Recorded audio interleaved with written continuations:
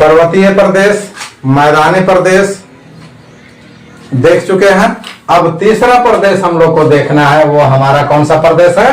प्रायद्वीपीय पठार। ये तीसरा भाग में जा रहे हैं, भूआकृतिक विभाग को जो हमने बांटा था, ठीक है, ऊंचा उच्च के लक्षणों के आधार पर। अब प्रायद्वीपीय पठार के बारे में देखते हैं कि प्रायद्वीपीय पठार किस आकार का है जी? त्रिभुजाकार का, तीन भुजा वाला, तिकोना जिसको कहते हैं, तीन कोना, इसलिए हमने बना दिया। और ये जो क्या है, नदी तट से 150 मीटर क्या है, 150 मीटर उठता हुआ एक क्या है, कटा फटा भाग है। यानी प्रायद्वीपीय पठार जो है एक कटा फटा भाग है जो 150 मीटर से ऊंचा उठना शुरू होता है। और यह जो है कहाँ तक ऊंचा है? 600 से लेकर के 900 मीटर तक ऊंचा है। क्लियर हो गया? यानी प्रायद्वीपीय पठार की ऊंचाई 600 से लेकर के 900 मीटर तक की ऊंचाई वाला है, जो कटा फटा भाग है। वो आकार में कैसा है? त्रिभुजाकार, तीन आकार वाला। इस प्रकार से अब जाएंगे तो आपको जो है सिंधु घाटी सभ्यता भी देखेंगे, तो वहां भी त्रिभुजाकार में आपको जो है उसकी भी आकृति मिलेगी। अब यहाँ देखते हैं, इसमें जो है मैंने एक स्ट्रक्चर बना दिया है। ये प्रायद्वीपीय पठार की स्थिति जो चारों तरफ से कौन कौन घेरे हुए है, ये देख रहे हैं। सबसे पहले देखते हैं यहाँ, ये उत्तर, ये दक्षिण, इधर दाएं तरफ पूरब और बाएं तरफ पश्चिम। तो उत्तर और पश्चिम में कटक है, वो कौन सा? अरावली का विस्तार पाया जाता है। अरावली पहाड़ी है ना, तो प्रायद्वीपीय पठार के किधर है? उत्तर और पश्चिम की ओर, नॉर्थ एंड वेस्ट की ओर। साउथ कहाँ हुआ? नॉर्थ एंड वेस्ट की ओर कटक, आने के कौन सा? अरावली का विस्तार और दिल्ली का स्थिति है। क्लियर हो गया? अब देखते हैं नॉर्थ और ईस्ट में, ध्यान देंगे, उत्तर और पूर्व में। उत्तर और पूर्व यही ना हिस्सा हो गया जी, और इसका ये हिस्सा हुआ था। तो उत्तर और पूर्व में कौन सा है?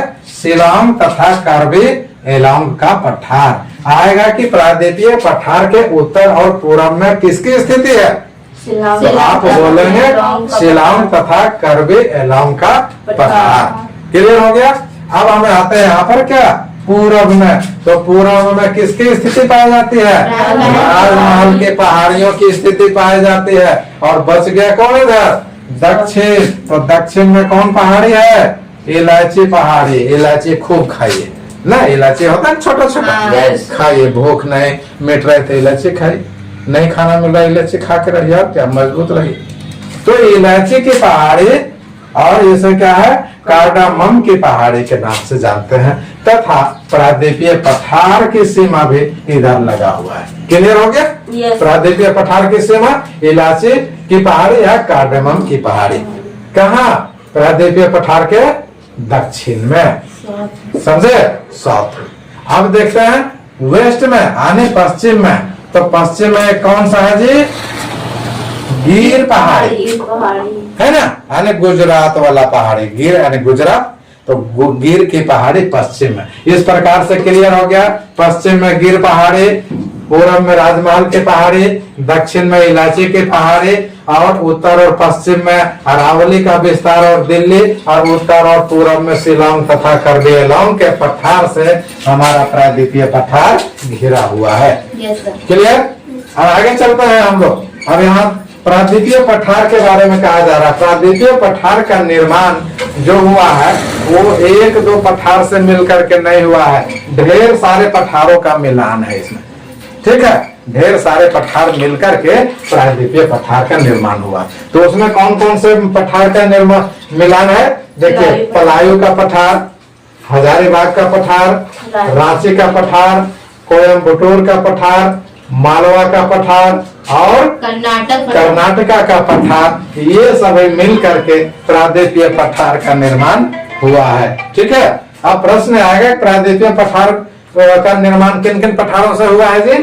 तो पलायू, हजारीबाग, रांची, कोयम्बटूर, मालवा तथा कर्नाटक के पठार मिल करके प्रायद्वीपीय पठार का निर्माण किया। इंपॉर्टेंट प्रश्न। चलिए अब आगे आते हैं कि जब पठार है तो कई स्थलाकृतियों का भी निर्माण हुआ है ना।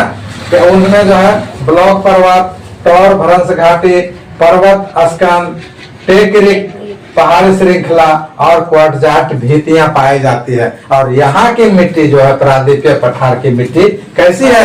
काली मिट्टी पाई जाती है। काली मिट्टी कहवा, कपास और जो है गन्ने और क्या जूट के लिए प्रसिद्ध होता है। चाय की खेती भी उसमें ज्यादा होती है। क्लियर?